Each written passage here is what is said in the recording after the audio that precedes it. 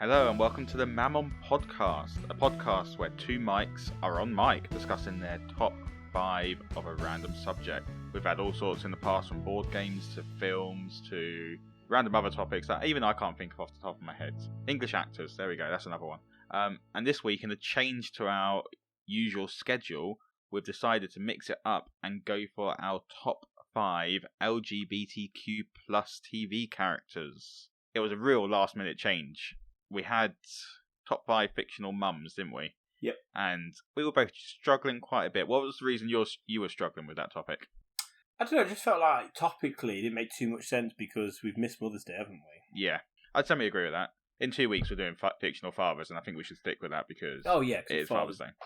The reason I was struggling with it is because some of the mums I was really didn't know whether to pick top 5 in terms of nicest mums, top 5 in terms of sort of mother figures, or top 5 for just mothers that I enjoy, because if it was mothers that I enjoy, there's some really nasty mums out there that I would have put on my top places, and it's like I didn't know where to sort of stand on my discussion with that. I was going with enjoy. Yeah, so there we go. When it comes to round to that, that's what I'll do. But that's not the topic of this week. It's LGBTQ+. How did you find making a list at the last minute? Well, first of all, obviously we thought it'd be topical because it's Pride Month. Yeah.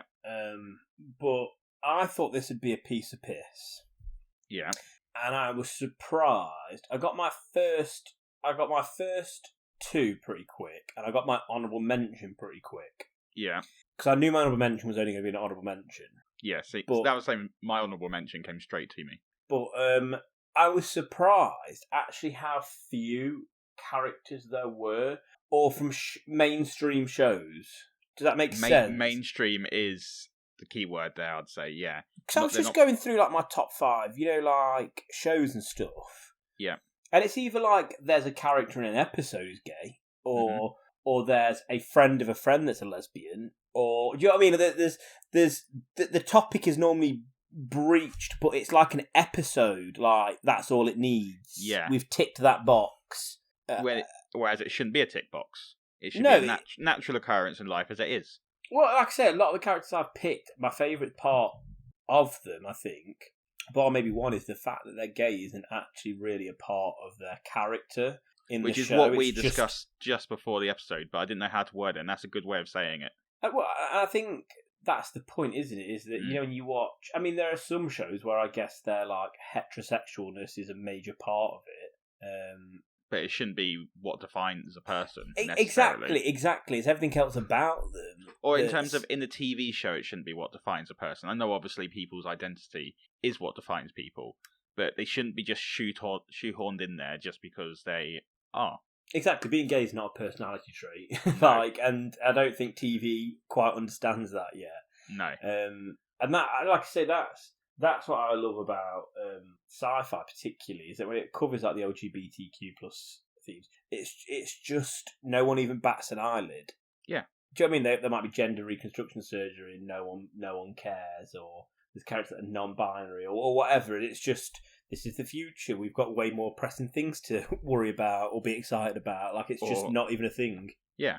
No, I think that's fair. And like you say, I think actually I was almost too hooked on the fact of my picks, I couldn't necessarily say too much about them in terms of their sexuality, but actually that's not why I'm picking them in the slightest. I'm picking them because they're actually good characters, and they're not defined necessarily by that.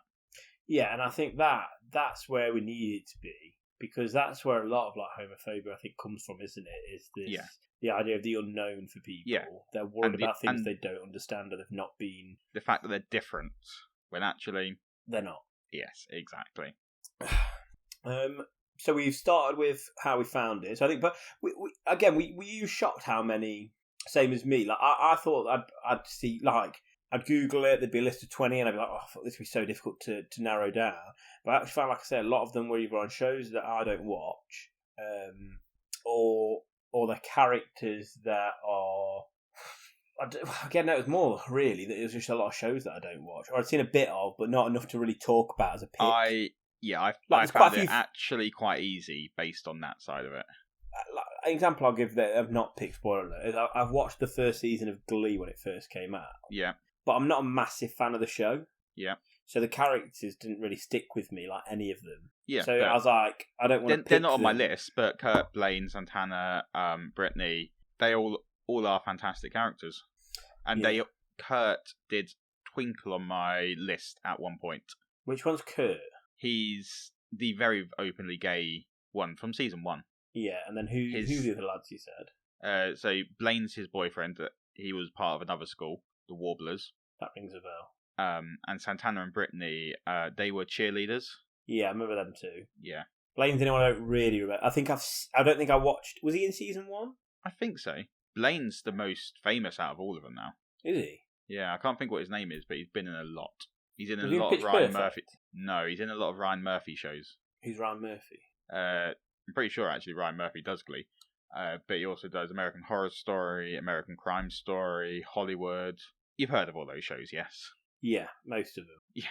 American Horror Story. Yeah. Is Hollywood about Hollywood in the 30s or something? Yeah, so it's an alternative direction on it. It's a really good show. I highly recommend it. Yeah. Almost appeared in my top 5 Netflix shows. I think Laura mentioned it a while Yeah, back. really good show. And American Crime Story, again, it's one that not a lot of people know about, but they've done 2 so far. One on the trial of OJ, which was fantastic, and one on the assassination of Versace. And in that one, the actor who plays Blaine, it's really bugging me, I can't think of his name, but he portrays the guy who assassinates Versace. But the way the storytelling's done in that show is really quite interesting, because it sort of starts at the murder and works its way backwards. I love when they do stuff like that. It's very different. So yeah, each episode, the whole episode's in order, but then the episode after it is sort of what happened before that episode. It is quite an interesting, and it works really well. I feel like that was same move. Did you ever watch, what was it called, The Night or something? Where it's about a taxi driver who had a one-night stand with a girl. Yeah. And that's a series of flashbacks. I think it starts with his arrest, and then it's flashback to what happened, and you're trying to work out if he was innocent Slowly, or not. yeah. No, it is interesting when they do different concepts like that. But yeah, I didn't massively struggle in terms of that side of it. A lot of shows I watch actually have a lot of good representation. But I do think it's shocking that it's like Glee was a show that was about outsiders in every way, shape and form. Just to me, you had people with physical disabilities, you had issues of race, you had issues of intelligence, gender, sexuality. So like that was always going to be well represented because it was trying to represent, you know, the idea of the other, wasn't it? Yeah. Away from the mainstream white cheerleader and jock in America. But a lot of shows that are mainstream and big, again, like I say, it shocks me. You know, sometimes you think you've come quite far as a society, or like I think back to, you know, I watched shows when I was a kid, growing up in my early teens and stuff, and I think, oh, we've come so much further than there. Yeah. Like, you know, so, like, you know, have you seen I've not seen the Friends reunion, but when would you get away with doing a show with all 6 leads being white and straight? Oh yeah, you know, in the modern era. 100%. But it was now, not very well cast in terms of that, but it was back then. Well, it just wasn't an issue, was it? I don't think anyone blinked an eyelid because, you know, again, people weren't well represented, and whereas now, you know, we know that sort of. It's not even that it's not okay; it's just not true to life, is it? When we live in multicultural societies. No, not in the slightest. Anywho, shall we kick things off? Yeah, let's kick it off. Right, your number 5 choice, Michael. No, I don't think I've ever called you Michael. I feel like I'm being naughty. I've not finished this show. Okay. And in fact, I don't think I've watched it since I didn't think that was going to be... first year of uni. I've not finished it, and I don't think I've watched it. But... Well, I enjoyed it at the time. It's one of those who finish uni and you've not got as much free time. You never caught up. Yeah. But this character wasn't in it that much. She wasn't a main character in it, but her presence was just really powerful for me. She's getting like one of my favourite characters from like the first time she was in. I don't know, she's, you know, just an actor and a character combined to just like steal the show a little bit. Yeah. I sort of want to guess, but I don't think you've given enough information yet. I don't think I like guessing your choices. It is... Is it from... No. Oh. But, spoiler alert, she's on there. So you'll have to bleep that. It is the character Lexa from the TV show The 100. Okay, I've not actually watched The 100. I think you'd really like it, you know. I've heard good things about it. I think if you go in with low expectation, do you know what I mean? Like, it's not like the quality of like Breaking Bad or The Wire or anything like that. Yeah. but it is good. But yeah, the character of Lexa. Well, why don't you give a rundown a little bit of the show and how Lexa fits into that? Great shout. So The 100 is a show set in the future where Earth has had, I think, a nuclear war. Yeah. And so they sent a load of humans into space because it's a 200-year nuclear fallout, but they're running out of air, basically, so they're not going to be able to survive the 200 years. And they're like, well, can we send people down early? So they do this thing where they they space people, so just send people out into space, if they've committed crimes, because it saves on oxygen. Yeah. So what they do is they get a load of young people over a year who've committed crimes and put them into like a couple of escape pods sort of thing and send them down to Earth with like monitors on to monitor their vitals to see if they survive. Okay. So it's about them trying to, I guess, on Earth and trying to set up and before everyone else gets there, and then finding out there's other people who live on this on Earth in the area of America they've come back to. Oh, really? Oh, okay. And Lexa is one of the characters who's lived there already. Mm-hmm. And yeah, she's a leader of this clan that's at war with the sort of space humans who've come back down to Earth. And the sort of the leader of the teenage humans that went down, they meet up, and what I like is, one, she's a great character as a leader, she's just badass, but then secondly, like the sexual chemistry between her and the main character called, what's her name, Clark, I think her name is, of the space humans, is just like palpable from day one. Like, it's one of those where I'm like, I wonder if they wrote them to be lesbians, the characters, because Clark before that was heterosexual, or that's the only side we'd seen of her anyway. Oh, okay. Was that she was attracted to men and had sex and kissed men. So I just wonder if it's one of those, because was it just that the actors had such sexual chemistry on screen that they were like, well, we've got to write this into the show, or was it planned from the beginning? Yeah, just because it really is palpable when you first see them. Like I said, I didn't even realise that Clark was bisexual or pansexual or whatever. You want to, whatever it is that why she is attracted to her. But straight away, I was like, there's something going on here. Like I can just, you can just feel it. It just worked really well. Yeah. So which is it's good that it didn't feel shoehorned then. It felt Not so at all. natural at the beginning. Like I say, almost the opposite. Almost like did they try to capitalise on just good chemistry between actors? Because that happens, doesn't it, in films and shows? Oh, yeah. Where they don't plan for people to be together, but the chemistry's just there. So why would you not use it? Yeah, exactly. That's when it works best, isn't it? Yeah, and I think that's what I like I say, is nothing about her felt shoehorned. The fact she's a lesbian is not part of a character, really. Like, she's just a badass leader. I was going to say, badass is what defines her. And the love story between them, if you want to call it that, again, didn't feel shoehorned, did it? It just felt like there was real chemistry there between the actors and the characters. Okay. It's got me interested. If they I like it when that sort of stuff does feel natural, and it feels as though because of that, it'll probably be quite a good show in terms of like the writing, because they've thought about what they're doing.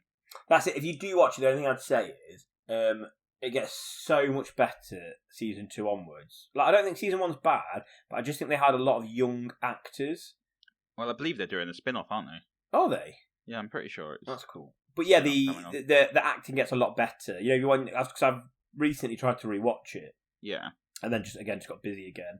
And you watched it, some of the acting, I'm like, I remember they get so much better. I forgot like how sort of awkward they are. Yeah. Okay. I might give that a go. That's fine. And good start for our list. Just so you know, it's a prequel, apparently.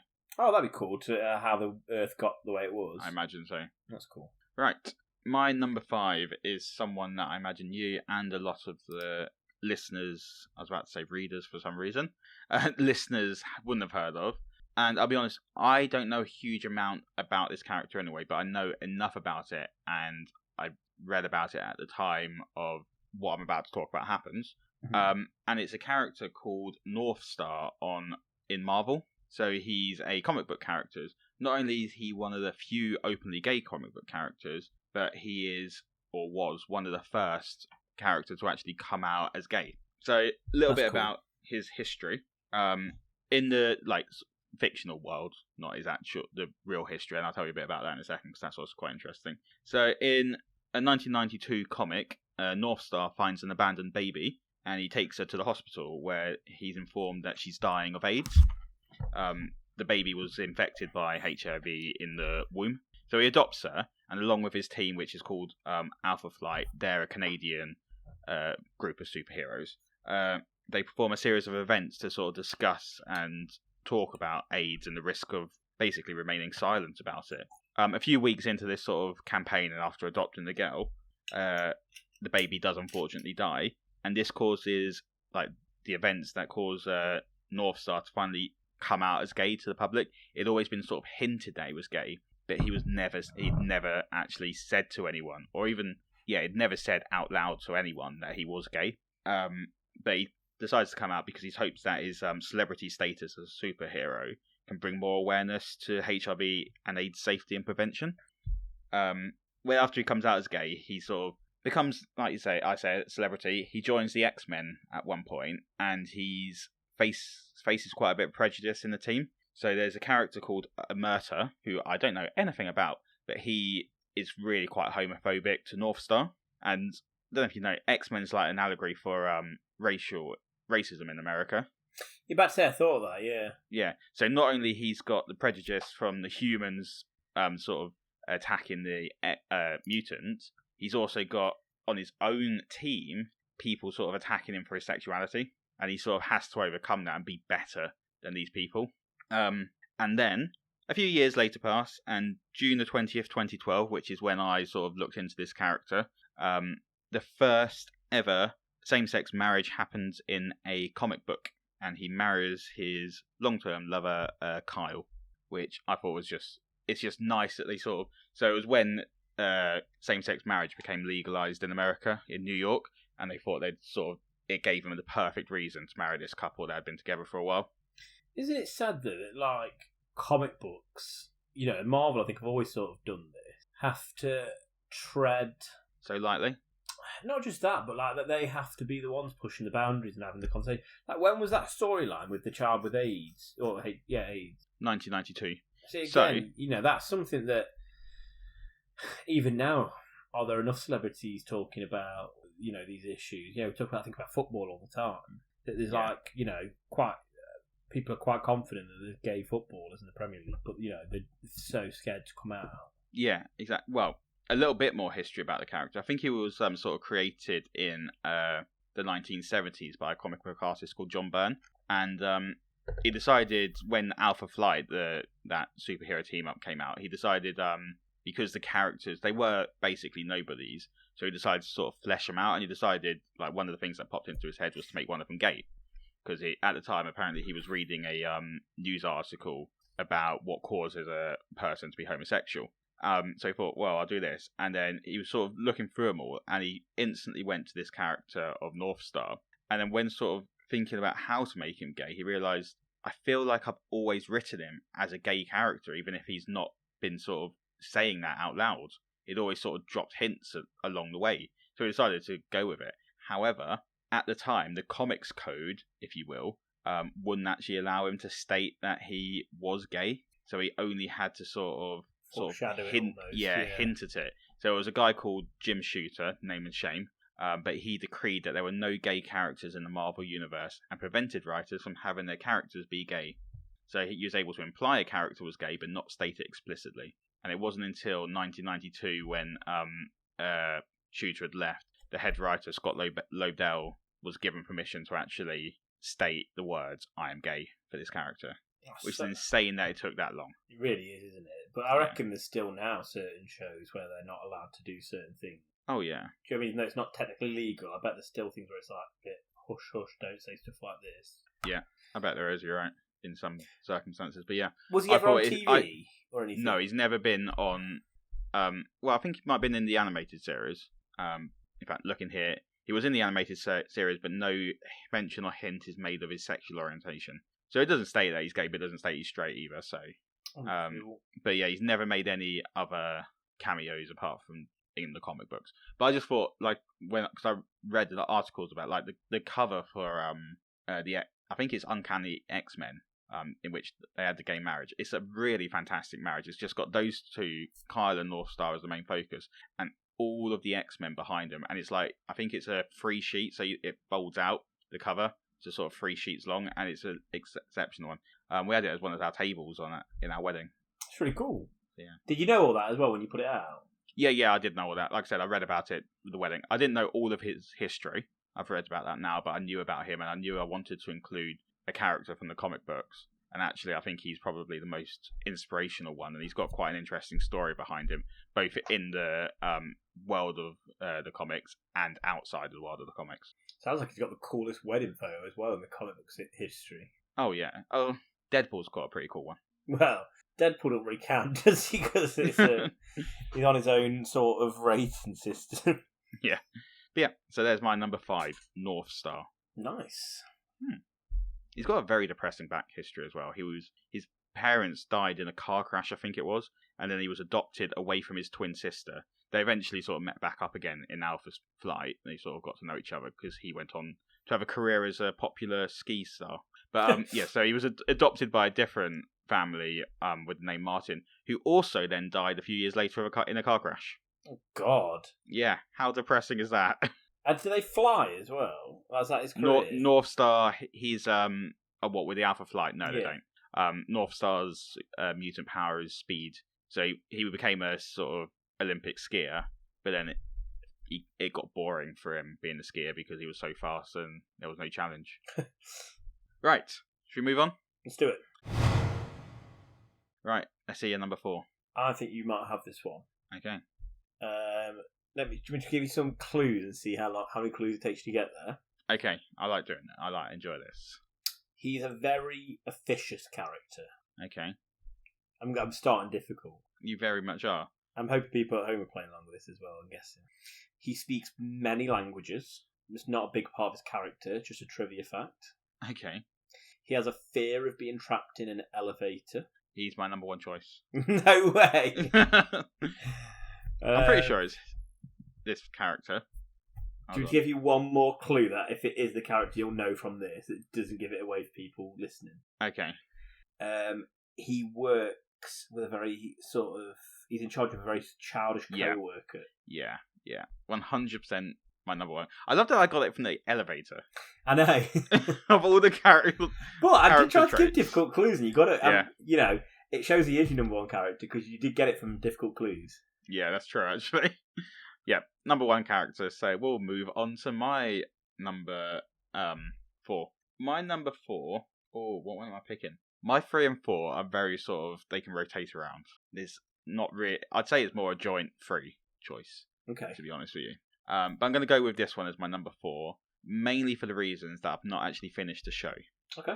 And it's a character called Theo Putman in The Chilling Adventures of Sabrina. So you've never watched Sabrina, have you? I've watched the first 3 or 4 episodes. Will that character be in that?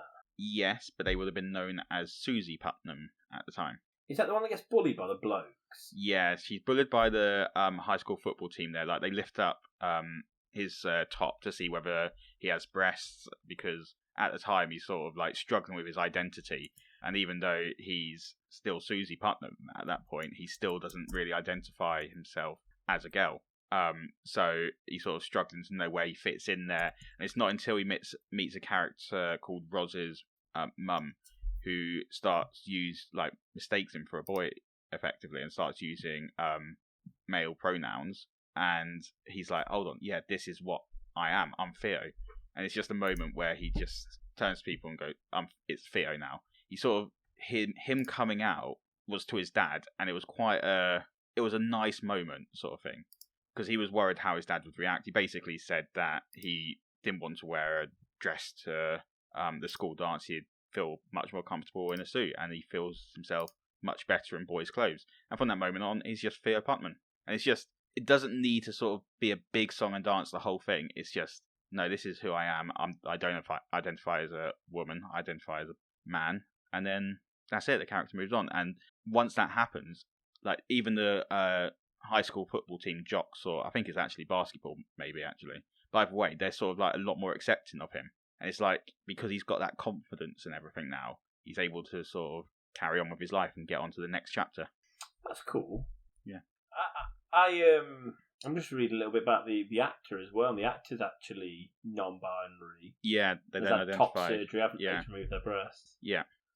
Which is good that they actually picked someone who identified that sort of way themselves, because it actually probably brought more depth to the character, because they probably understood a lot of what they were going through. Yeah.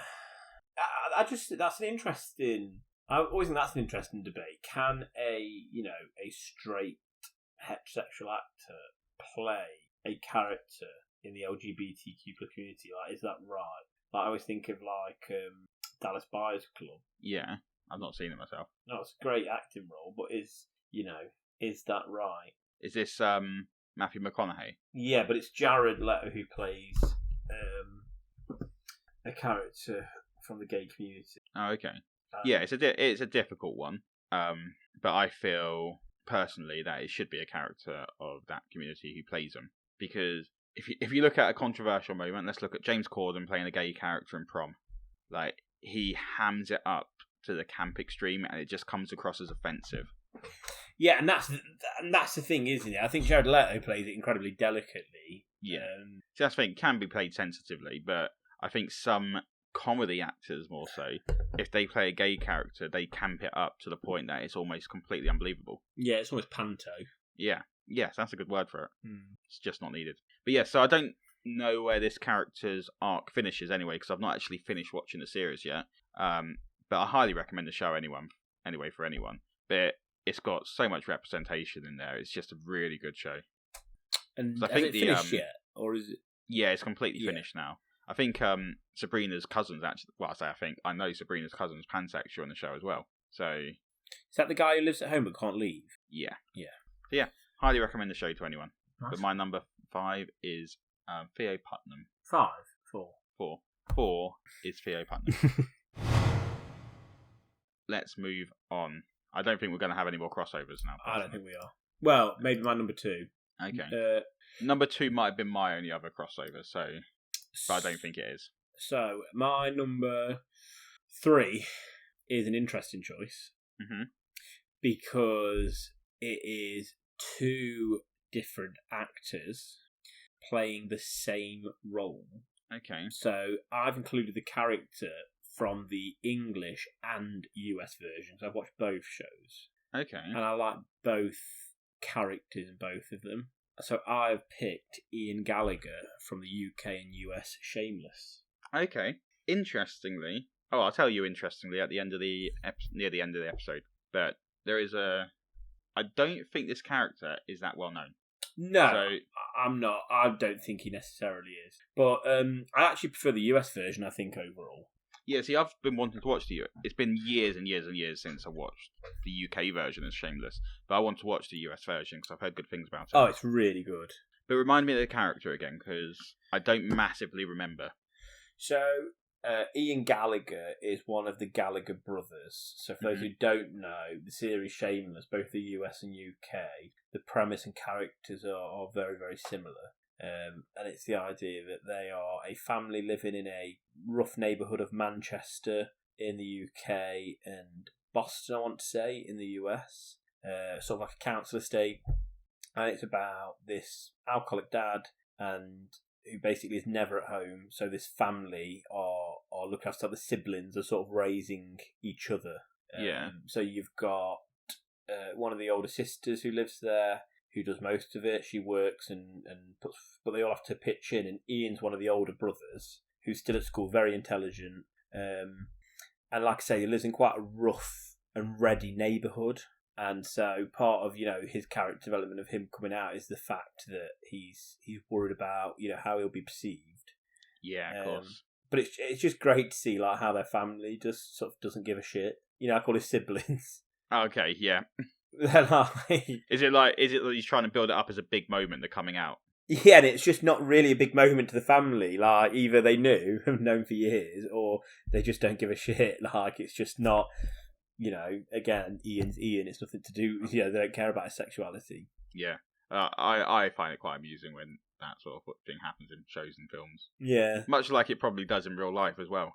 Yeah, it's like the nice version of coming out, isn't it? I Yeah. think the fear is often, isn't it, that you're going to have like people not want to have anything to do with you anymore. Yeah. But yeah, to have this almost like, I don't know, let down of a moment, which I guess is a good thing. But it plays off quite funny as well. I seem to remember. Yeah. But yeah, like I say, just interesting character in both of them, and I like that they play on the fears of coming out in an area where you're supposed to act tough, I guess. Oh And yeah, I he's can worried. 100% see the fear of that. And it worries that he doesn't appear tough if he comes out. Yeah. But yeah, like I say, really, really good show. The US version's really good. Yeah. Bit more to an serious end now, than the hasn't UK version. I think so. Yeah, I think just quite recently. Okay, good choice.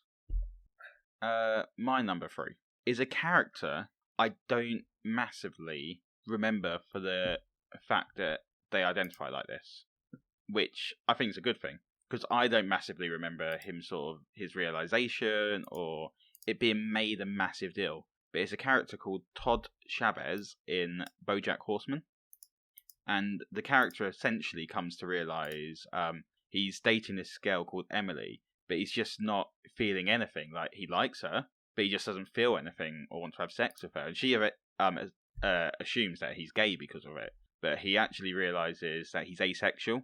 Well, he doesn't realize it. She realizes that he's asexual, and then he sort of, even though he's not too sure about the term, he sort of eventually comes to realize, yeah, I am actually asexual. But then it's just played well. Like, he tries to go on dates with people, but obviously due to the sort of not being sexually attracted to someone, like the two people, they just realize that they only have that in common. That makes sense. Yeah. And there's no sort of nothing else going on there in terms of their relationship. But he does invent a app with his ex Emily called All About That Ace to try and sort of set up asexual people together.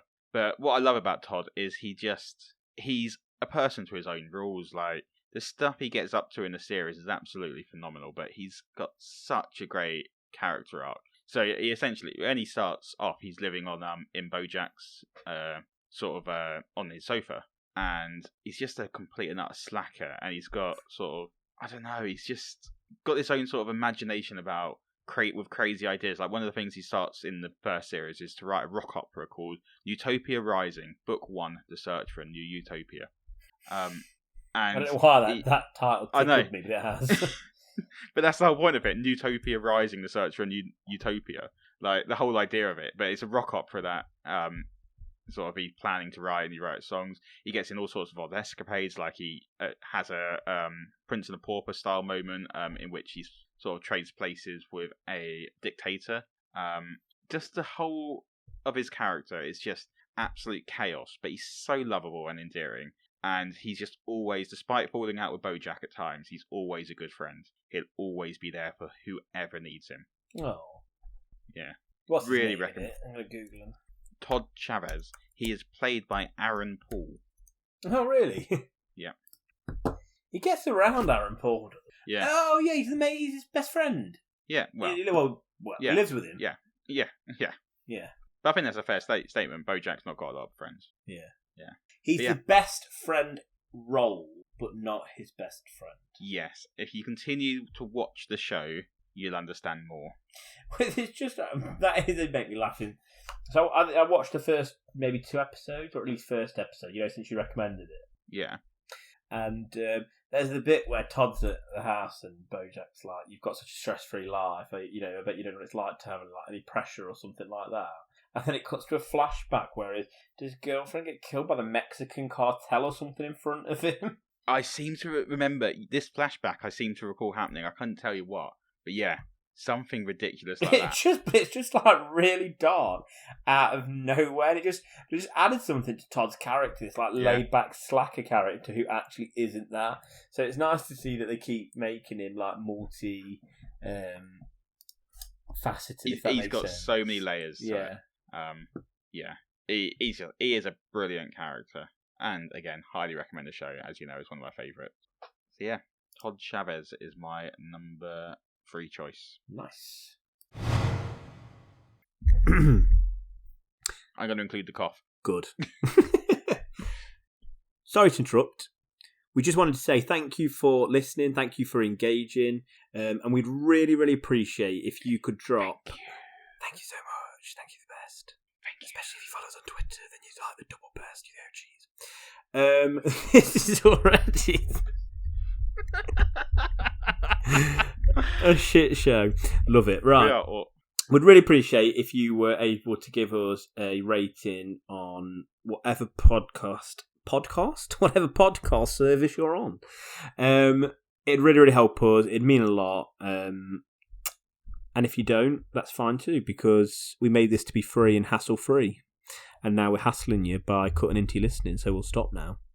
Enjoy. Moving on, number 2. This could be your number 2 as well. I really do doubt it, but I'm intrigued. But you've mentioned this character or characters. So Today? Yeah. And characters? Yes, so I've cheated a little bit here because I've picked 2 characters who are married from the same show. Okay, I can tell you, haven't picked them. Yep. Haven't watched it. That surprises me. That really surprises me. What about Lauren? This is like proper Lauren show. No, she's not watched it either. So I've watched the first episode and a half when it came onto Disney Plus. Right.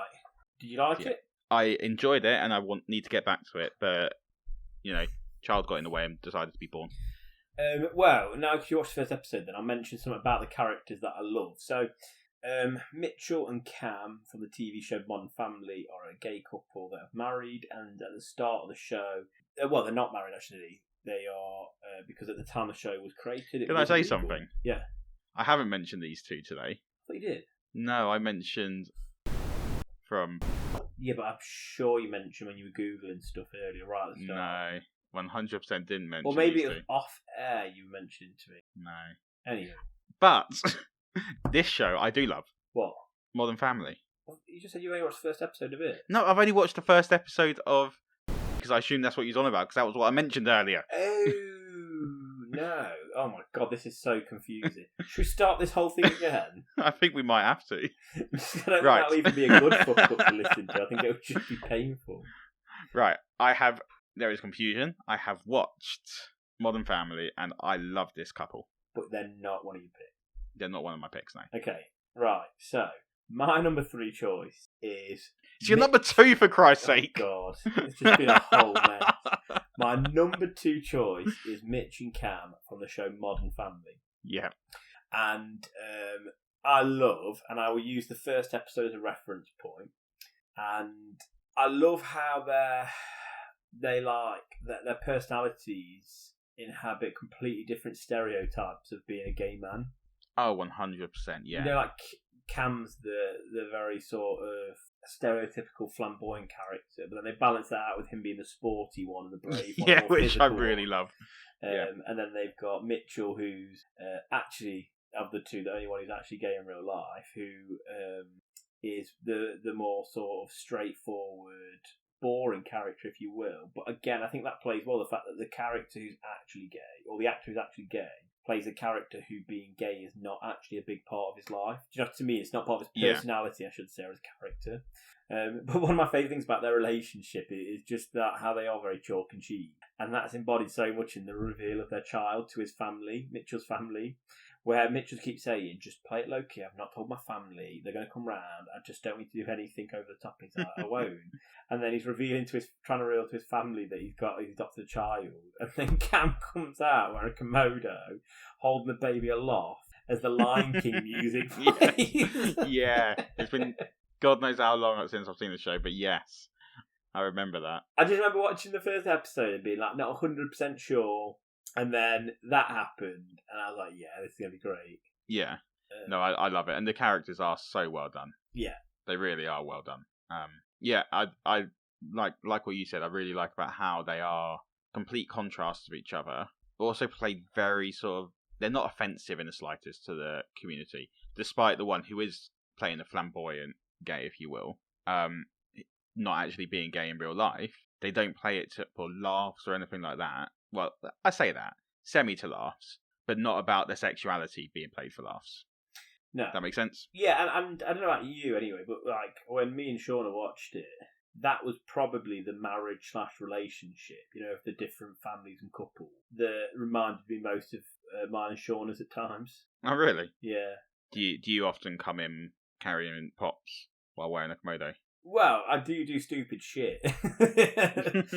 Which is... Oh, yeah, Shauna's definitely the sensible one. Yeah, 100%. Yeah. So, yeah, I just, like I said, I think those two particularly, and Phil as a character is probably my favourite as an individual. But when he buys llamas. Oh, God, it's just my favourite thing. Yeah, I don't make good decisions under pressure. Yeah. Got a llama at the last one. Yeah, but Mitch and Cam as a couple are by far the best for me. And and they've got a great relationship with Lily. Yeah, and again, obviously the fact they're gay does come up a lot in the show and plays a big part in certain parts. But actually, characters that you like, a relationship they like, has nothing to do with that. Which again, I think that's the best thing. That it's not tokenism. It's not we're putting these people in to tick off, a certain quota of the audience, or to not get in trouble, or what to me. And I think sometimes that is happening. I think often you'll get a best friend who's gay or a best friend who's a lesbian as a token gesture. It doesn't have to be the main character for the writer, so they can be okay with it. But it's there really as a tick box exercise. Whereas it didn't feel like it in this show, and I feel like they. How many seasons was it? 10, 11? Yeah, I think it was quite a lot. And they explored, the issues of gay marriage and gay relationships and how this community is treated from lots of different angles throughout the show, and kept it fresh, again, without it ever being the main purpose of their characters. Would you agree? Yeah, 100%. Yeah, like it's making me want to rewatch Modern Family because I forgot how good a show it was. Well, Sean and I have not finished the last season. We're not started yet. Can't find it anywhere. Oh, really? I think I watched up to near where What's-Her-Face goes off to college. Haley, that's it. Or around then. By the way, I need to start watching it again because I really enjoyed it. And especially now that my mind's been blown that Christopher Lloyd didn't actually write it. I know, just the same name but different person. Yeah. Bastard. I go around spouting that knowledge and that fact. Here's a bit of trivia for you, and it's absolute bullshit. Someone called me on it. And I thought I really loved that I told you it, and you went and told someone else. And do you know what? I backed you because I was like, I was same as you. I was like, well, one, I was like, I'm Sue, you check, but two, I was like, who else is called Christopher Lloyd who's in this sort of industry? Show business. Yeah. Yeah. Which, like, why wouldn't that be a thing? Of course it's a thing, that people have the same names. But yeah. No, solid number 2 choice? Yes. I've messed you up. It's my number 2. My number 2 is, I'm 100% sure you've watched the show, and I thought the character development of this character, in my opinion, is phenomenal. It's Mac from Always Sunny in Philadelphia. Mac's gay? There we go. So it's always sort of a running joke about the fact that he is gay. Like, constantly, like, it's sort of alluded that he's sort of trying to be masculine and sort of play up the fact he's, like, with all these models and stuff. But actually, he's just secretly closeted. And then in very recent episode, he's it's Danny DeVito's character, Frank, who shouts out something to Mac that is incredibly offensive, and I won't say, but it's a homophobic slur that he shouts out. He tells him to watch out because I can't remember what, he's about to be hit by something. And Max then takes him all to court saying that he's the attack of a homophobic slur, but obviously it can't be homophobic if he's not actually gay. And eventually he decides, yeah, actually I am gay. And that's his coming out moment. And sort of everyone's sort of like, well, yeah, we always sort of knew you were.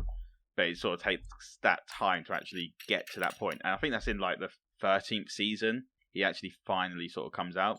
And then in one of the latest season, it's called Mac Finds His Pride. And he decides to finally come out to his father as gay. And it's one of the most amazing moments in quite possibly it's a hilarious show in my opinion. But these characters are the worst people in the world. Like, literally, you're not meant to like them, really. They are the worst possible people. Yeah, that's the difficulty. Like, that's what makes Always Sunny such a great show. Difficult what? Is that but also difficult to watch. Yeah, but they balance that. Like, you shouldn't watch a show like that, really. No. Does that make sense? Yeah. But to come out to his dad, he does this phenomenal dance. And it's really, really powerful. And throughout the episode, Danny DeVito is sort of encouraging Mac to do it.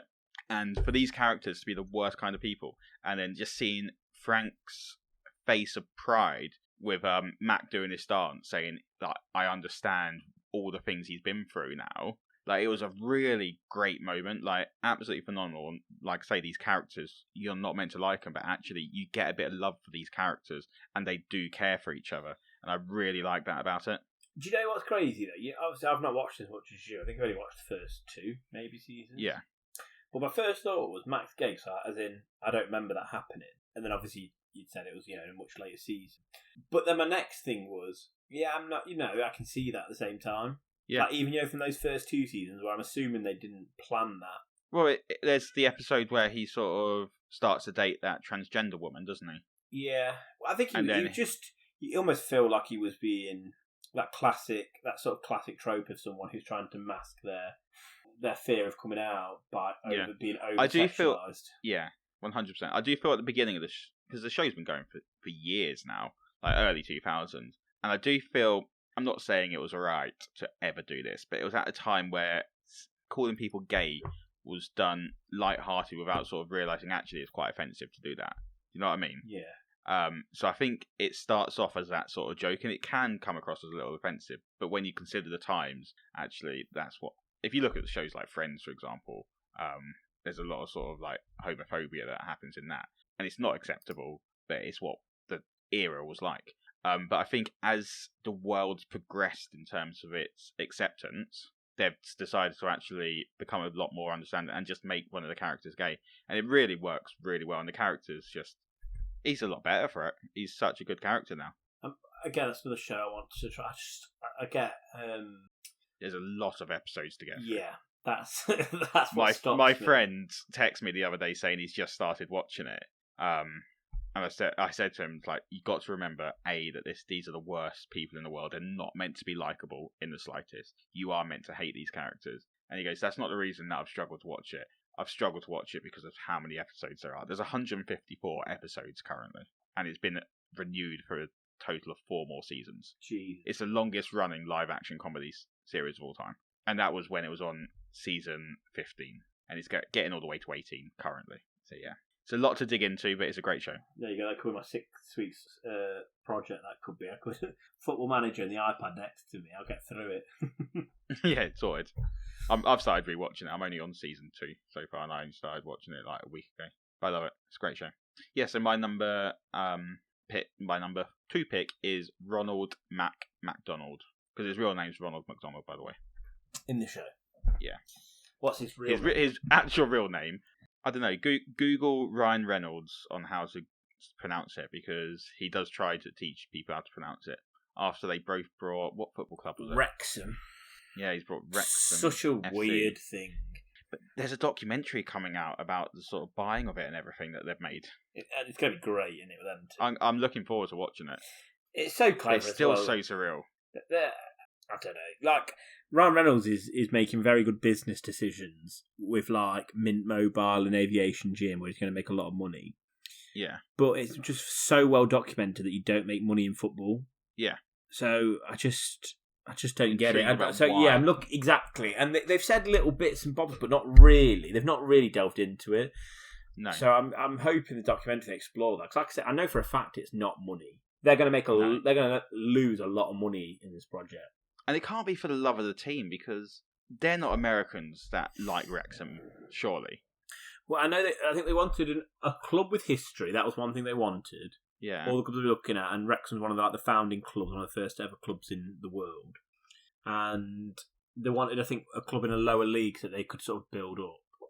But again, what's interesting is, like, they've made lots of promises that they're not going to change. You know, like sometimes owners come in, they change a lot of things. Like they change the colour of the shirt, they change the badge, they change sometimes even part of the name and stuff. They really make it their own, whereas they've made lots of promises not to change pretty much anything about the club, you know, in its history. So it's not going to be Mint Mobile FC. Yeah, exactly. They're not going to play at the Aviation Gym Centre. Exactly. They're not going to move stadiums. That's historic. They're not going to change the name. They're not going to change the colours. They're not going to change the badge. So again, I really want to know why they're doing it. Yeah. Sorry, I know that's off topic, but it's not off topic. Also ties into next week, but it's not the end of the episode, so it was a shit tie-in. Yeah, we'll get there.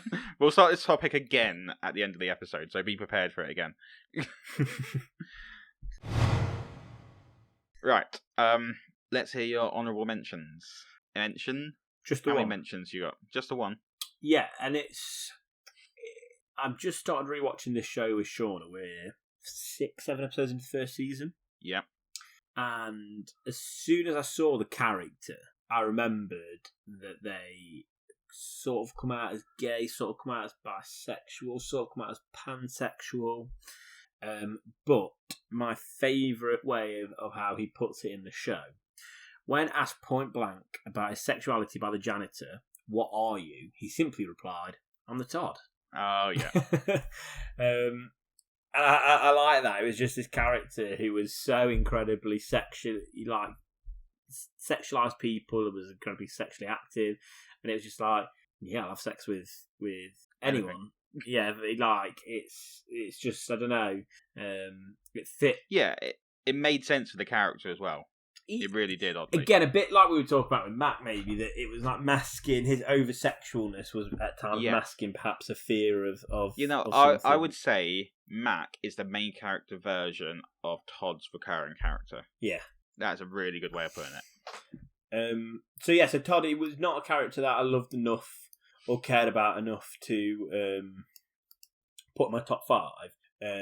But I thought that, I don't know, it was just memorable, where it felt like a time where it was, yeah, I can see that. Nice. And again, I just like, like with, I think when you're talking about like the LGBT community, I think this is the reason why a lot of the fear and the ignorance comes from, is that as human beings, we like to put things in a nice, neat little box and say, this is this. This is this, this is this, this is this. We like to categorise things. We like to have control over things.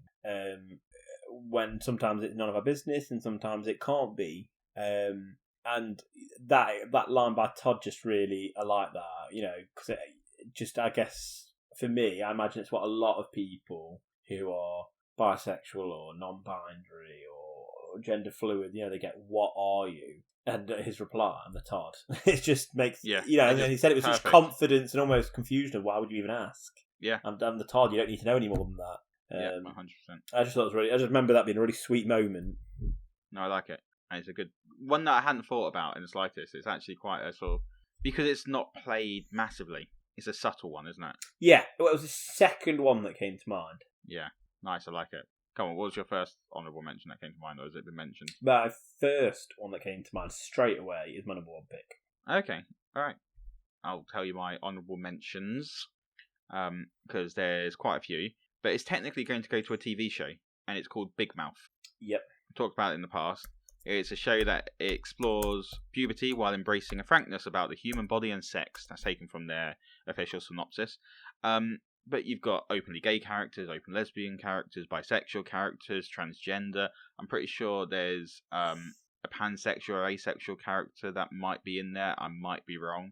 But it introduces them, and it's just natural. But it also shows the kids' ignorance to it, because the whole idea is it's kids sort of like going through puberty. So they say a transgender person, they don't know how to react to that. But it's not done offensively. It's about them learning to sort of embrace it, and it's really, really well done. My favourite character who sort of has a realisation is Jay Blitzerian. I'm probably saying his surname wrong. But he's played by, oh God, what's his name? He's in literally everything. He plays Pimento from Big Bang Theory. Not Big Bang Theory. Brooklyn Nine-Nine. It's really bugging me. It's got a really long name. Jason Mantzoukas? Yes, that's it. I'm sure I've forgotten his name in the podcast before. But he starts a relationship with his pillow because he becomes sexually attracted to it. But then he has sex with another pillow that he realizes is actually a man. And then he's like, hold on, I can like both of you. I don't need to just like one of you. And then that's when he realizes he's actually bisexual. Like, his humping of pillows is his sort of awakening of liking both males and females. And I really quite like his character development. It works really well for his character, because he's come across at the beginning as this proper sort of, Jay from The Inbetweeners. Yeah. He's a bit like that in terms of his boasting, but actually he's got a really shit life. But I really like how they sort of developed his character into sort of this bisexual character. It's very well done. But yeah, so that my honourable mention anyway just goes to the whole show, because I think how they tackle all of these issues is phenomenal. Like if it wasn't so offensive, it should be shown in schools as part of sexual education. And I think that's how good the show is. I think what I like about this as well is this is where I hopefully see it going, because obviously going to school, I started year 7 I think in 2003, 2003, and then obviously I'm now a teacher in 2021, and I've been for 7 years now, and it's crazy to see how far like kids and teenagers have come from when we were at school to now, and like how accepting they are. I think particularly I find the younger generation are completely fine with the idea of people being gay, people being bi, people being lesbian. Yeah. Absolutely no issue on the whole. Obviously, there's always going to be people with homophobia, blah, blah, blah, blah. But where I find the biggest issue comes, and again, it comes from a lack of understanding, which can link to ridicule and jokes, is the sort of the trans side. Yeah. And the more modern terminology like pansexual, where that's where you can go from hearing these like completely mature conversations, not even just mature, just like normalised conversation where it's nothing to them. You know, talking about someone who's gay, who's a lesbian, who's bi, to then all of a sudden seeing this like derision when they talk about things. And I think that comes from again this lack of visibility of it, I guess. Yeah. So it's great to hear that shows like Big Mouth are offering a platform for maybe the less safe conversations, because it's not controversial to have a gay character now, is it? It's not controversial to have a character who's a lesbian or bi. It doesn't really create headlines or anything like that. But when you start to go to the other side, I think it still does. Yeah. Does that make sense? Yeah, 100%. So yeah, I think that's really cool that Big Mouth does that. Yeah. I thought in the recent series, them adding a transgender character it wasn't a big deal, but it was quite sort of bold of them to sort of handle that topic. But that was another good one. But yeah, because they basically went to camp, and I can't remember what the character's name, I think it's Natalie, arrives, and they suddenly realise it was the guy from the previous year that they're friends with. But at first they all obviously shun her, but then one of the characters, Jesse, becomes friends with her, and they slowly form a sort of friendship there. And it's handled so well. I think it's interesting what you say, like, obviously they shun her, because that's the way it always goes in a show, isn't it? Normally. Yeah, but then actually they play on that, obviously they shun her, but then they have that growth moment. Yes, exactly, because it's got to happen. I say it's got to happen. I think as shows go on more now, it's going to be less and less that sort of thing. Yeah, because like you say, it's becoming cliche to tackle the subject that way now. We're a bit weirded out. We learn that they're actually just like us and it doesn't matter. Yeah, that's what I mean. It's like, I think with characters that are gay, bi, and lesbian, they don't have to do that role anymore, do they? You don't have to do that because it's just normalised in TV now that there's always going to be a character who is that. Yeah. Yeah, I had to put that as my honourable mention because I don't think I could have picked one character without making another character feel left out, because I know them all personally, you know. Yeah. But because of that, I didn't want to put a whole show as one of my top 5, so it just had to go in as the honourable mention. Yeah. But honestly, like, everything that this show does is tackled so well. Stick with it if you decide to watch it. Right. We're getting through Queer Eye, Sean and I are. You enjoying, aren't you? Yeah, just started the barbecue at restaurant. Oh, yeah. That's one of the best ones. I know you love that one. But yeah, we've only watched the first 5 minutes, but yeah. You haven't watched the episode with the dead wife yet, have you? No. No, see that. You just need it. You need to prepare yourself with all the tissues in the world. I tell you what I really like about it is that, like, you know, like on the surface, it's such a ridiculous show. And a lot of these shows become very vain and very reality TV of, we give these people a makeover and make such a big deal about how we've changed their life and really have it. Whereas they're so keen, all of them, to get involved in helping them emotionally, that often what they're doing takes a backseat, even though it's their job. Yeah. If that makes sense. Oh no, absolutely. But yeah, they are literally the nicest people in the world. They're just life cheerleaders, aren't they? Yeah, they're so good at what they do. And also now I've seen it really made me laugh the Big Mouth joke about it, because I'm like, you're totally right. Do you see what I mean? Yeah. Yeah. Anyway, let's move on. So my number 1. Mm-hmm. Your number 1 is crazy when you think how good this character development was. That it was from the 90s, because I still don't think we've seen shows that are on this level for how forward thinking it is, and it's controversial because the show creator's under a lot of shit for being a bad guy at the minute. So now is it the show that I thought it was? Yes. Earlier. So my number 1 that I've now spoiled massively. So I don't think I can actually bleep out that much. My number 1, but there was a double bluff as well. Because people might not think that it was occurring now.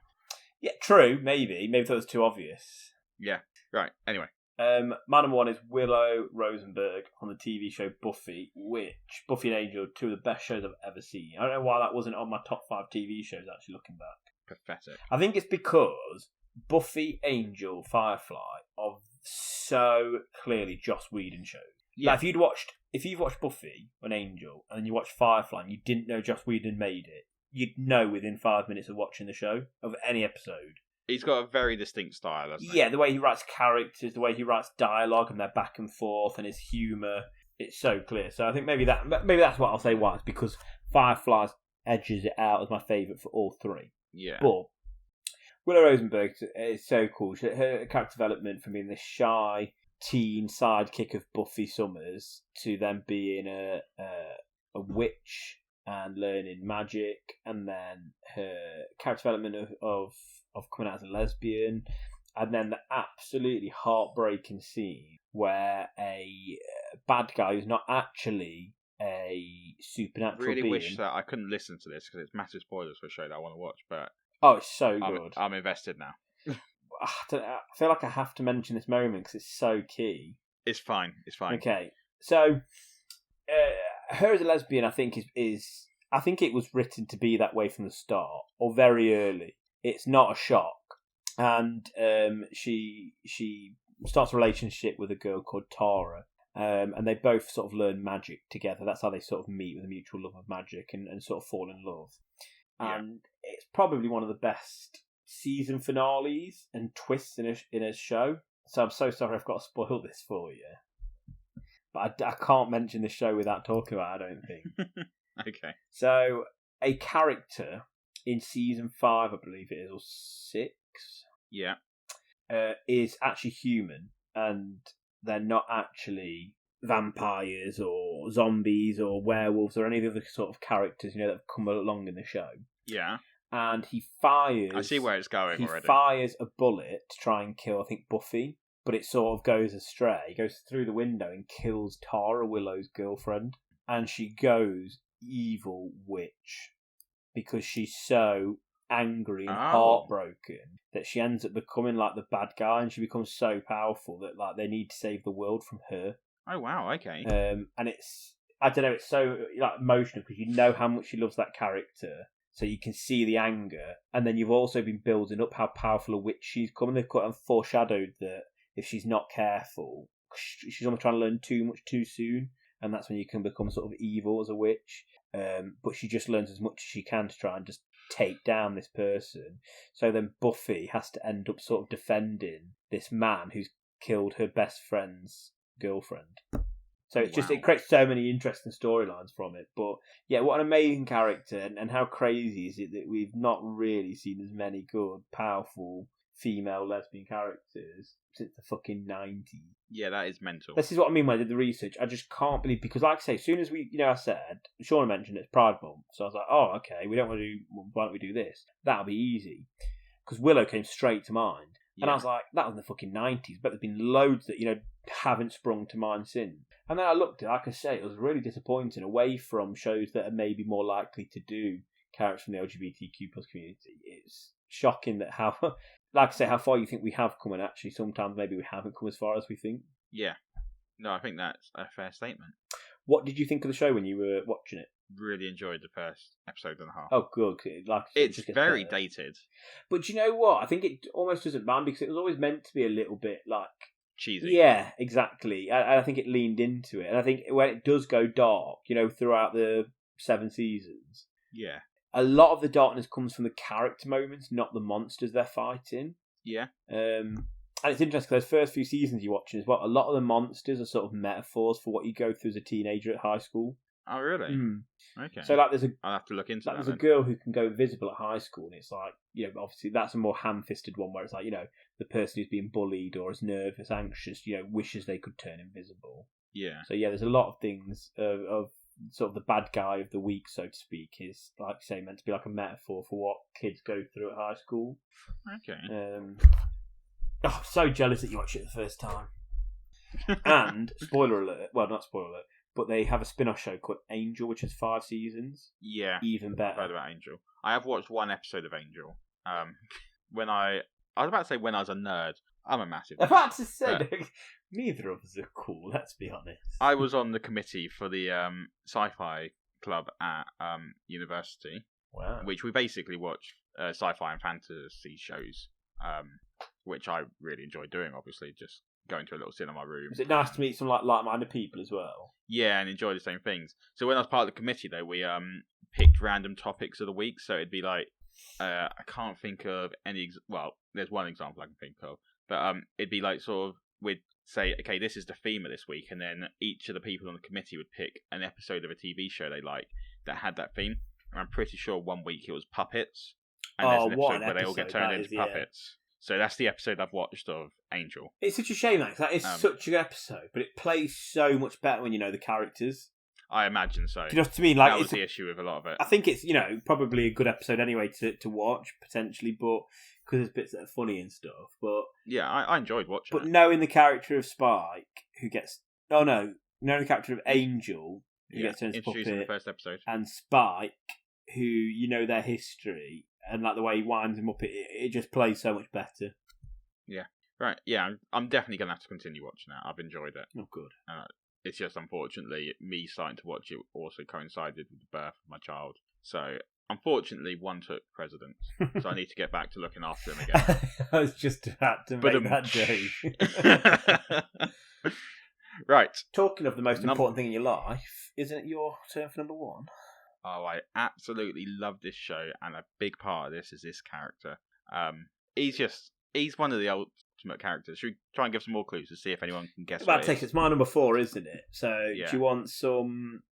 His favourite colour is beige. I didn't know that. There you go. That's what I've just learned. Okay. He started an LGBTQ plus sort of committee, I believe, for police. That was going to be my next clue. Oh, is it? The AAGYL... I can't pronounce it. AAGLY... I'm getting it completely wrong. There's only a load of letters that I can get. AAGALNYCPA. So, and he absolutely nails it, the character, when he's saying it. So, what is it? So, the African American Gay and Lesbian New York City Policemen's Association. There you go. Which I absolutely love the fact that he started that. But yeah, so this character is Captain Raymond Holt from Brooklyn Nine-Nine. He is, forgetting about the fact he's gay, one of the greatest characters in sitcom history, in my opinion. That's why he's number one, because he is one of the best characters anyway, and it's a bonus that he's gay and fits into this category. He's just such an interesting character because everything about him doesn't fit his personality, which is incredibly dry. Wasn't he a drug addict or a gambling addict or something as well at one point? I think gambling is mentioned at one point. It's like a flashback. But again, you wouldn't put that with him because he's just so... But and that's the point, is like... Yeah, part of you is like, oh my god, I'm so shocked he's gay. But it's like, no, he's such a dry character. You're shocked he's anything. That he's into anything, that he's had his interest in past, whatever it is. There we go. Holt previously had a gambling addiction. He used to bet on horses. Yeah, there you go. But yeah, it's interesting seeing Jake's reaction every time he finds out a little snippet of Captain Holt's history. And he's just in absolute shock that that's something that Holt used to do. But he's such a badass character. Like, he fought all the prejudice in the world to get to the position that he's in right now. So I think in the fictional world that it's obviously set in, he's like the first gay African-American person to actually become a captain of a police department, isn't he? Yeah.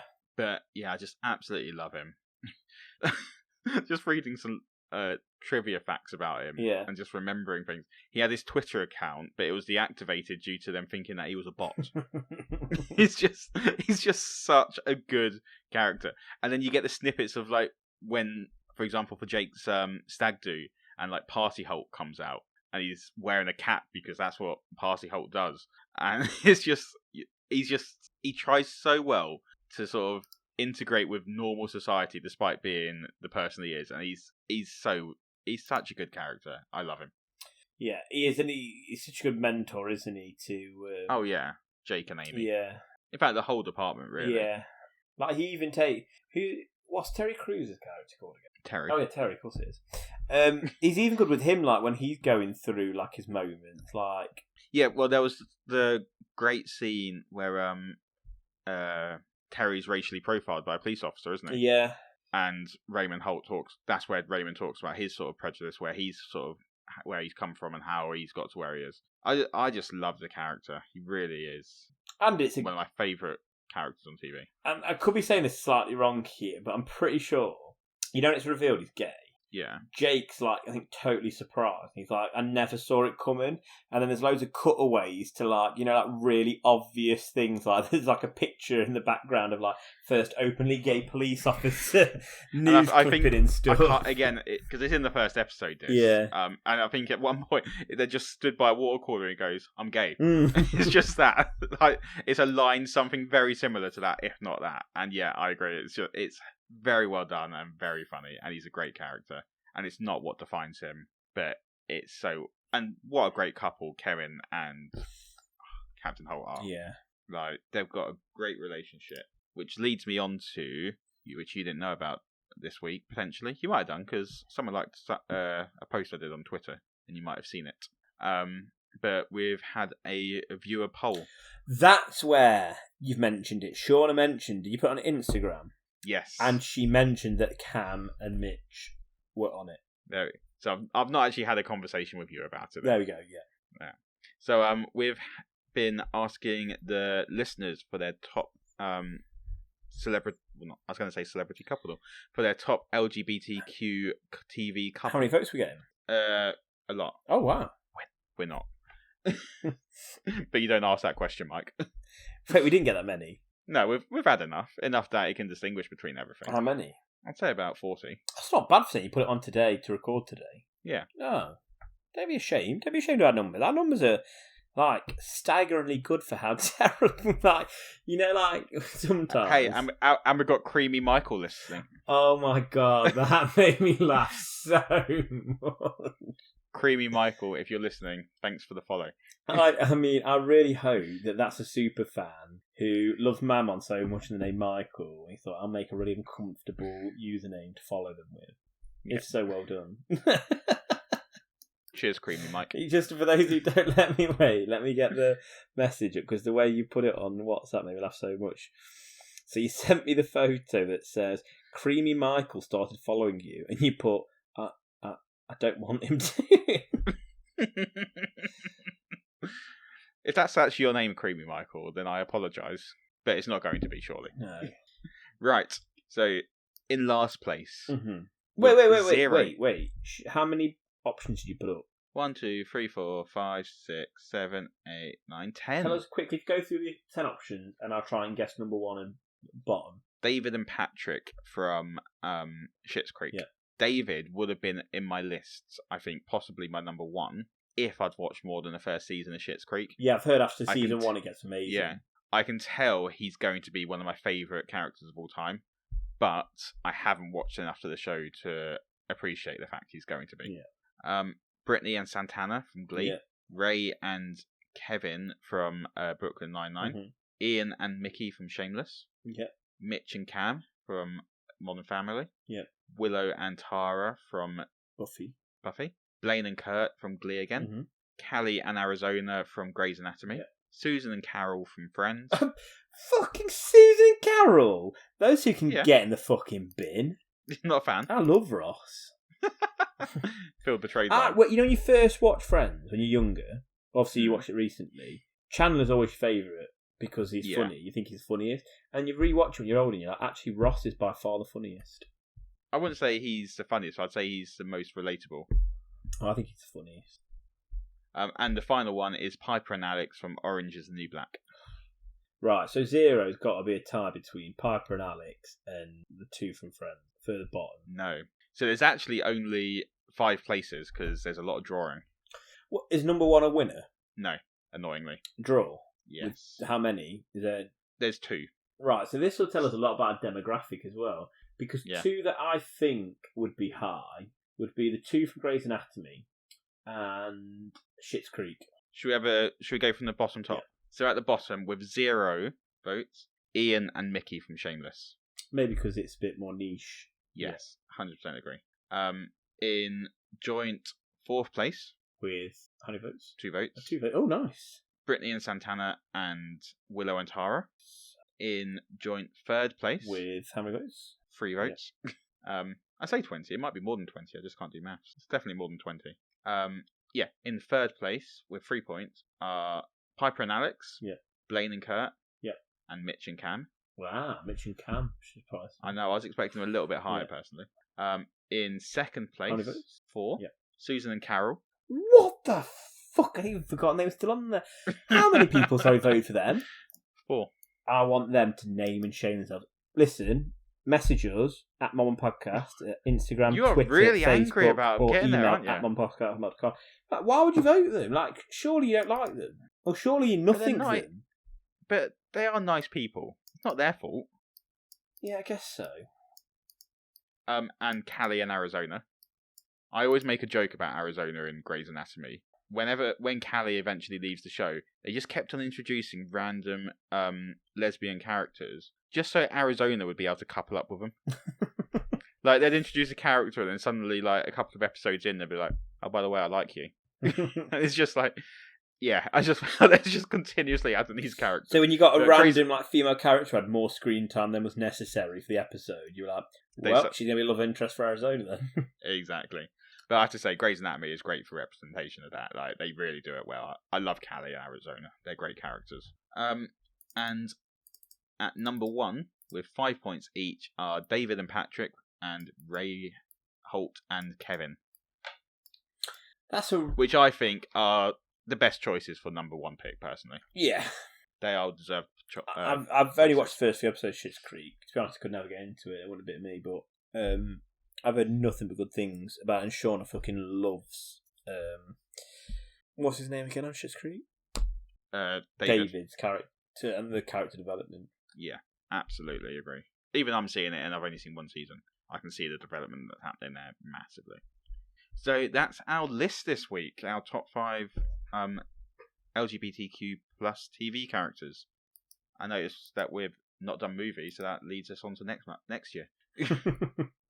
Planning ahead. Well, and hopefully there's a few more that's come out. Well, maybe movies are better, to be fair, I imagine. Well, I don't know. After I'll talk about Love Simon. That's one of the statistics that's most shocked me, if I'm honest. Probably the statistic that shocked me the most. Not because of the nature of it, but just because of, like, I would have put every single penny of my life that wasn't the first character. Yeah. Nuts. Insane. How's your week been anyway? I haven't spoken to you properly in a while. Fucking manic. Busy at work. Well, you're not at work, are you? Yeah. Yeah. So, like, I spent How's it so busy? the first 3 days drinking. Oh, yeah. Which sounds more depressing when I say it out loud. That makes it like I'm just in a room on my own in the dark. You were with people, yeah. Yeah, I was like, we work on... Oh, mate, I have learned, do not drink and baby. Wow, what have you... It was the worst day of my life after. Did he vomit on you and you were like, fine, fuck it, let's see how you like it? So we went around Lauren's parents, so it was all good that side of it. What wasn't good was they sort of wanted us to help with some gardening because they weren't able to do it. It was quite a lot of sort of like heavy lifting and stuff. I was just like, I can't be doing this. When was it? I wouldn't say I was hungover. It was on Sunday. I wouldn't say I was hungover. I was just very, very tired. I also started the night on cocktails, milkshake cocktails. Oh, God. And ended on ale. So it wasn't the best concoction of... So were you drinking on the Saturday or the Sunday? Drinking on the Saturday. And then, who were you out with Saturday? Some of my friends from Bristol came up because they were bringing... my friend Tom, and he was bringing his fiancée Amber's sister up to visit Nottingham Trent because she's thinking about going there for university. So I sort of was the drinking tour guide that evening. Oh, nice. Yeah. But I was out until about 3:30, 4 o'clock. Oh, God. And then little one wakes up about 7. Oh, God. Were you 30th birthday bad? No, we're near 30th birthday bad. But it wasn't very pleasant. So yes, advice for the future, don't drink and baby. Or if you do, have a plan for afterwards. I ended up going to have a little nap upstairs in their house when he had his nap because I was that tired. Look at that, dad and son napping together. I know. Yeah, so you've been having 3 days of drinking. Yeah, 3 days drinking. Yeah, work. We'll make Sean, who potentially will be on for next week, so that's a good segue. Sean will be on as we talk about football, greatest sporting moments. Potentially. And then at Mum and my sister, and then I've just been doing housework, gardening and painting since then. Which, again, on a Monday, was just not fun. Yeah, not what's wanted, especially on such a hot day as well. I was roasting. It was insane on Monday. I thought I'd take a break from painting because it was too hot and do some gardening. And then it was like 22 degrees outside. I was like, what a terrible idea this was. Yep. Oh dear. Well, you're coming around ours today when people are listening. Yeah, and I'm really excited for a barbecue. Yeah, but my first barbecue of the season. Well, which is mental. Could tell you what I dream about. Okay, hold on. Let me write the list of what you want. It's just one thing. Pen and paper. It's one thing. You do like these, is it posh dogs or hush dogs or something? Yeah. They're absolutely unbelievable. You got some from Marks and Sparks once, and then the other ones from Tesco. Both of them were just unreal. Okay, I'll look out for them. That makes it easier because it means I don't have to do anything. Anything you want me to bring? Sorry. Your Do you anything you want Shauna to bring? You would not. Her personality. Her personality. Oh, that's really nice. Bring your loving selves. This feels like we're doing wife swapping now, doesn't it? Yeah, that does actually. Bring your keys and a bowl. Bring your keys. I'll provide the bowl bag. Don't worry about that. We're not doing that. Just for anyone listening, that isn't our purpose on Saturday. Not our purpose, but who knows? We've got a baby to look after, Mike. It's not going to be the goal of that evening. Hey, your sister-in-law lives across the road. Free babysitting. On call. I feel like I might as well have words with Shauna and Lauren because you actually seem far too up for this and it's disturbing. Hey, I want your keys in there as well. I don't care how this happens. Oh dear. Yeah, so next week, top 5 football matches. Are you prepared for that topic yet? I feel like I've been working my whole life on this. Like, you know, like when you were obviously talk about your uni, you joined this like sci-fi group thing. Yeah. Like, I wish I'd done that, but I just spent a lot of time watching a lot of football and playing football and talking about football, which was a waste because there's a lot of shit football in there, but there were some great moments that make it. Yeah. So what are you doing? Is it moments of football or football matches? Well, I've spoken about it with Sean a little bit. I think it's going to be both because, like, so I don't want to spoil things. It's a moment in a match or several moments in one match, if that makes sense. So I've been sent, one of my friends has sent me a moment in a match that he considers to be one of the greatest moments, and he was in the crowd for it. One of the greatest moments, and I watched it, and I was in shock about how great the moment was. I'd not seen anything like it. It was like something out of a movie. Name the team. So I think that's fair. You're a Derby fan, aren't you? Yeah. Yeah. So one of them was Leicester. Yeah. Obs. One of them was Watford.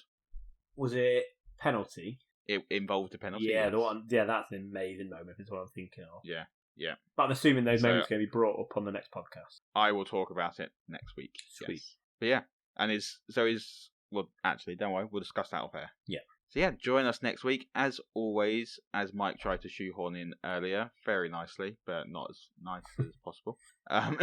You can find us on Facebook, Instagram, Twitter, TikTok, YouTube.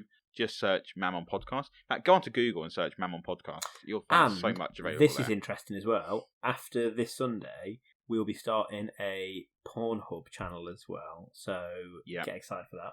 You can see Michael's posh dogs. Oh mate, we should do that. We should do the barbecue on Pornhub, a live stream. Well, do you know what? In fact, actually, maybe this will make my top 5 moments, or at least this might make my honourable mentions. Arsenal once scored a goal that's potentially well done. Potentially the best looking goal I've ever seen. Yeah. And it was trending. Someone uploaded the goal as porn to Pornhub, and it was the #1 trending video on Pornhub for a week. Really? Yeah. That's hilarious. Because they just said it was, orgasmic, the goal to watch. Love it. There you go. Maybe I'll put that moment on. We're not going to be on Pornhub. Never. For those wondering. Never say never. Our sultry voices might do it for someone.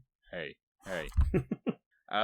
You can also, obviously, you're listening to this podcast, so you know exactly where to find us podcast-wise. I was about to tell you where to find us. You can find us on Spotify, Anchor, Apple, anywhere you listen to your podcast. But you're listening, so of course you know that. But if you want to give us a rate and a review, or even go onto Facebook and rate and review us on there on our page, we would really appreciate it. It helps with getting us more known by people. So I want to know who's going to speak first. Well, I was going to say, just outside, maybe I wait till we're off air to mention it. Okay, what? Well, it's nothing scary or worrying.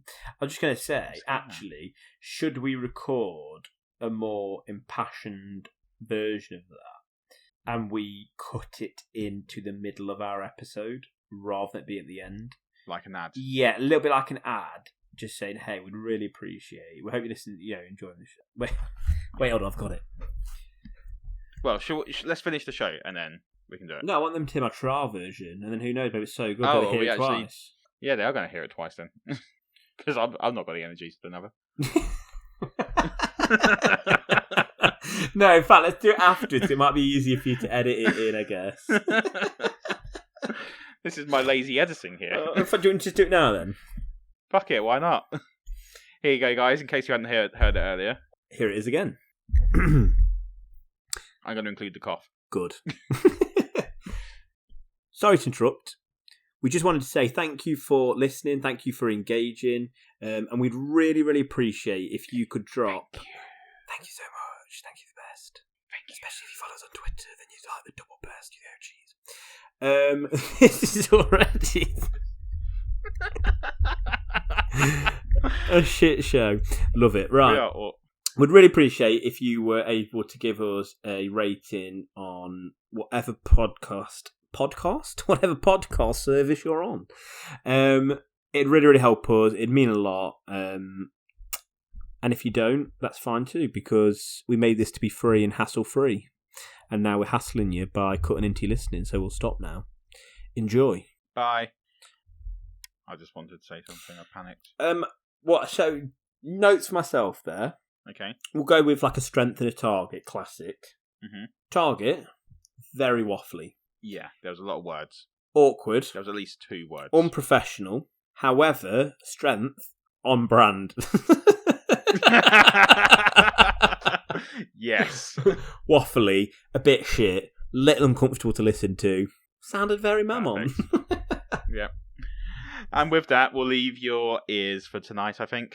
That sounded very professional, didn't it? That sounded very Alan Partridge. Yeah, it's one of those things that sounds good, but when you think about it, like, what does that even mean? We'll leave your ears. The most cringe-worthy thing that you can possibly say. Right, we'll see you next week for top 5 football matches and moments. That's if you can pry yourself away from... Is it the opening match on Sunday? I don't know about Opus, not England's first, is it? I think it would have started from next Saturday, doesn't it? Next Sunday, sorry, the 13th. Google it now. I believe it starts on the 12th. Friday the 11th of June is the first game. There we go. And England's first game's on the 12th. No, it's not on the 13th. It's on the Sunday against Croatia. Oh, there we go. Perfect. If you can pry yourself away, then we'll be here for you. And we'll just end on the thing that we do at the end of every single episode. One of the Mike's random acting performance recommendations, and that's Jenny Slate in the film Gifted. So, yeah, she's pretty good in it. Okay. We've been doing that at the end of episodes. Yeah, definitely. And if you don't believe me, you'll have to listen back to every single episode to check if that's real or not. Yeah. Sometimes I sneak it in after the credits. There you go. But also, how random is that as a recommendation? How random is all of that? Like, Jenny Slate's a very obscure actress, comedian as it is. I genuinely think she's really good in that. Have you seen the film, her and Chris Evans? I don't know. I've never heard of Gifted. Oh, it's really good. Okay. Maybe it should be a top 5. Nah, it's not that good. Right. We'll leave it at that. Right. Thanks for listening, guys. Thanks, everyone. Go on. I was just going to say, can you save that sound? And that can be for anything that's not quite top 5. So it's not that good. Yeah. All right. Thanks for listening, guys. We'll see you next week. Bye.